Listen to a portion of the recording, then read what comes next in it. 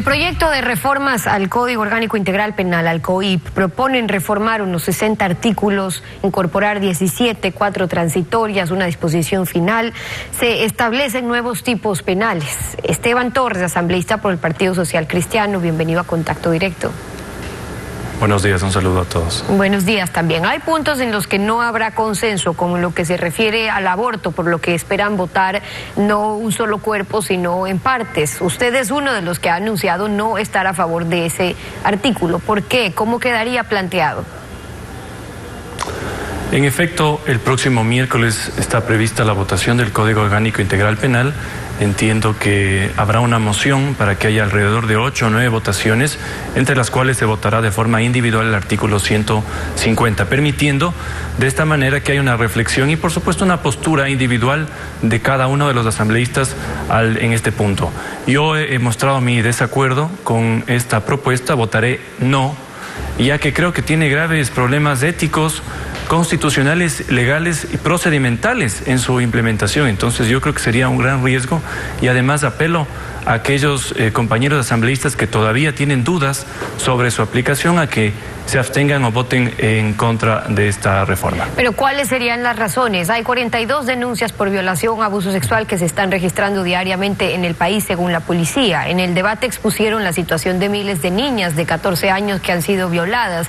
Si se quisiera hacer una excepción en la penalización o en la despenalización cuando se trata de un caso de violación como proponen, ¿qué alternativas se han planteado para evidenciar que en efecto se haya tratado de una violación? Porque si basta con decirlo, estarían despenalizando ya prácticamente en su totalidad. Entonces habría que abrir el debate en esa línea.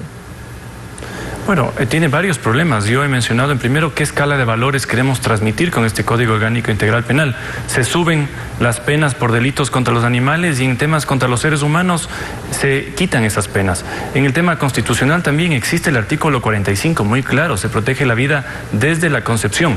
Y eso significa que únicamente cuando entra en colisión el derecho constitucional a la vida de la madre, cuando está en riesgo su vida, por supuesto, y entra también el derecho a la vida de aquel bebé que está en su vientre, ahí se toma la decisión y es el primer caso que establece ahí el artículo 150 del Código Orgánico Integral Penal actual. Y está también el tema procesal. No se queda únicamente en la reforma del artículo 150 en decir que está despenalizado el aborto en casos de violación, inseminación no consentida e incesto. Ya se quitó el caso del estupro que estaba hasta antes del segundo debate, sino que se lo regla también en el penúltimo inciso de ese mismo artículo, en donde se dice que con la mera declaración frente a cualquier personal médico, que puede ser un doctor, una enfermera, un pasante de medicina, ya se puede practicar el aborto. Entonces yo creo que aquí hay graves problemas también procesales. Estamos hablando de delitos autónomos que según la teoría penal tienen que tener una sentencia condenatoria ejecutoriada para que se den. Entonces, ¿de qué manera se va a funcionar esta declaración? Es decir, lo mismo aplica sobre esta línea en materia procesal cuando basta con la declaración de la víctima. En materia jurídica, los reparos que se han puesto ahí desde la Fiscalía incluso es si se altera el principio de presunción de inocencia cuando al declarar una mujer o imputando determinado delito que correspondería, porque el afán es mejorar el procedimiento expedito en el caso de mujeres víctimas de violación. Así es, y yo lo que quiero mencionar es que con esa especificación en el artículo se podría cometer errores. Yo no creo, por supuesto, que la regla general sea tal vez decir en una declaración falsa que esto se dio, pero quiero mencionar el caso más emblemático de los Estados Unidos de 1973, el caso Roe versus Wade, en donde la decisión que llegó a la Corte Suprema se da precisamente en un caso en donde hubo una declaración falsa de violación. Entonces yo creo que estos puntos que son cirugía jurídica no se han analizado completamente, constituirían un riesgo a futuro. Y en el debate, afortunadamente, ha habido la voz de varios asambleístas que han dado opciones para que salvemos las dos vidas. Un ejemplo, aquella madre que ha sido violada y que tiene a un bebé en su vientre, que pueda ya incluso desde que esté embarazada permitir que se den adopción y tenga la opción al final de quedarse o no quedárselo. Entonces hay salidas, hay también temas que no se han mencionado. Todavía luego de una violación se puede evitar que haya una concepción. Para eso existen también los métodos anticonceptivos, incluso luego de una relación sexual que se puede haber dado por un tema de violación. Hay varias salidas.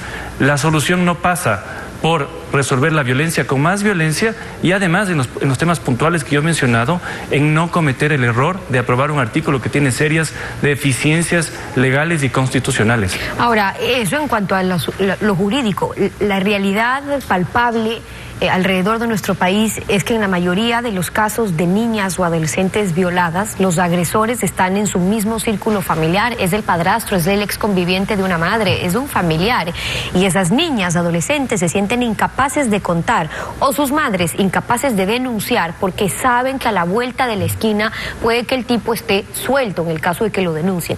Lo que esto evidencia es que si hay miles de mujeres violadas o niñas violadas, hay miles de violadores sueltos, bañados de impunidad por nuestras calles.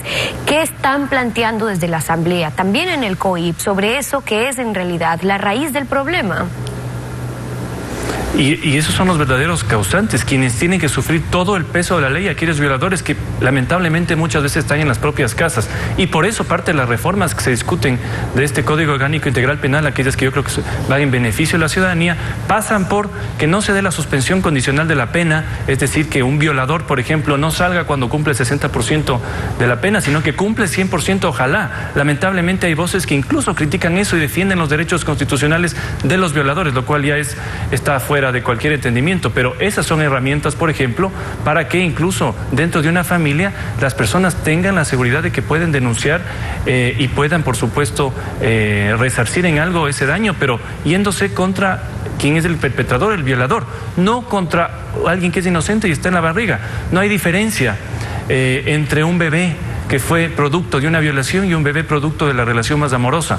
No tiene por qué pagar los platos rotos y sí hay formas de salvar las dos vidas, de resarcir a la mujer que ha sufrido este tema lamentable y por supuesto de poner todo el peso de la ley contra los violadores. Y sobre eso, desde el Partido Social Cristiano han planteado que en delitos de violación, de asesinato, de secuestro, pero también de robo, no apliquen medidas sustitutivas a la prisión preventiva, no aplique un procedimiento abreviado para rebaja de penas, que no puedan salir de la cárcel por falta de acusación fiscal, es endurecimiento de penas. Hay consensos en eso en la Asamblea, porque ya sabemos cuál era la línea que defendía gran parte de este gobierno, que fue de hecho quien impulsó esas reformas que hoy se aplican.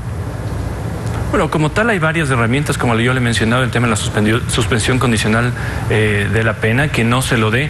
Yo creo que a futuro deberíamos, tal vez no estamos maduros para ese debate, pero deberíamos también debatir la prisión permanente revisable, que es una figura que existe en España, porque lamentablemente en estos casos, ni siquiera cumpliendo la pena, los violadores se rehabilitan. De hecho, salen y siguen cometiendo estos ilícitos, o desde la propia cárcel ahora, como no hay controles, amenazan a las víctimas, y es el caso que se está dando en Cuenca en estos momentos. Entonces, pero también un colega suyo nos hablaba de castración química, y bueno, pero se puede hablar de muchas cosas, pero ahora que están planteando reformas en el COIP, ¿hay algo que se esté incluyendo que tenga que ver con dar una solución o por lo menos intentar luchar en contra de un problema tan real como es tener a los violadores sueltos cerca a esas niñas o a estas adolescentes?